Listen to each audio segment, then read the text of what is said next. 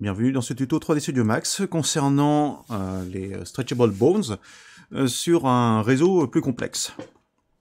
Donc là, je vais créer un réseau de bones là, qui se suivent. Ensuite, là, je vais créer donc, mes helpers de type point qui vont m'aider à manipuler ce réseau. Une fois que c'est fait, je les aligne. Donc en position X, Y, Z, pivot sur pivot.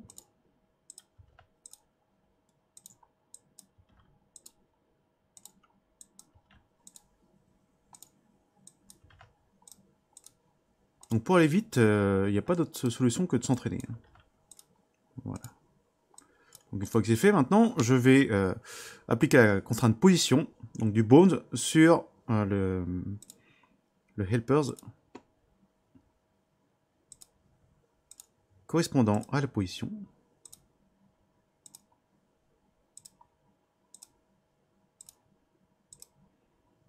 Donc c'est pour ça qu'il est pratique de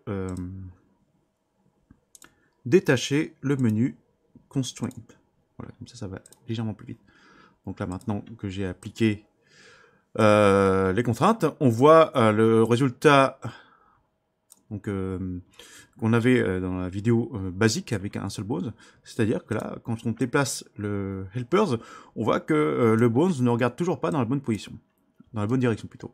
Donc allons-y, maintenant on va appliquer la contrainte lookat du bones vers le helpers suivant.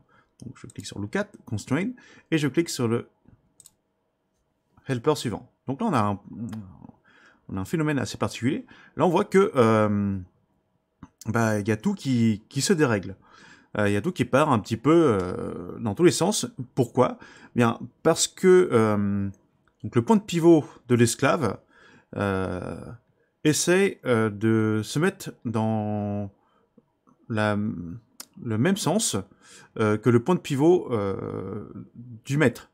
Donc là, généralement, comme on ne fait pas les bons réglages, comme on n'a pas fait les choses correctement, donc là, ou si vous n'avez pas eu le temps de faire quoi que ce soit, et que vous voulez que ça conserve l'écart lorsqu'on applique une contrainte, il y a un réglage ici qui s'appelle Keep Initial Offset.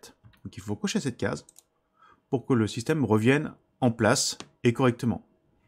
Donc une fois que c'est fait, pareil là, donc le viewLine Length, je peux le réduire, et je passe au suivant.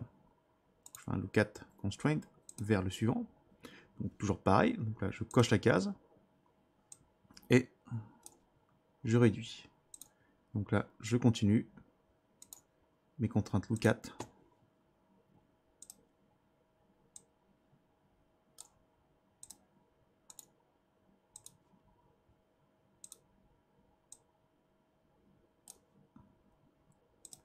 Jusqu'à la fin. Voilà.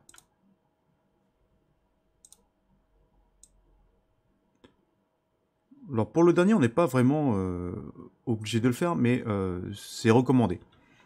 Voilà, donc maintenant que c'est fait, là je peux déplacer donc là, mes helpers qui me servent de contrôleur, et je vais pouvoir donc là obtenir un système donc de stretchable bone afin de pouvoir manipuler beaucoup plus souplement donc un système élastique. Alors ce qu'il faut rappeler également, c'est que ce genre de système, c'est plus pour un système de type IK, c'est-à-dire que des translations. Donc on ne gère pas tout ce qui est fait rotation, par exemple sur les contrôleurs.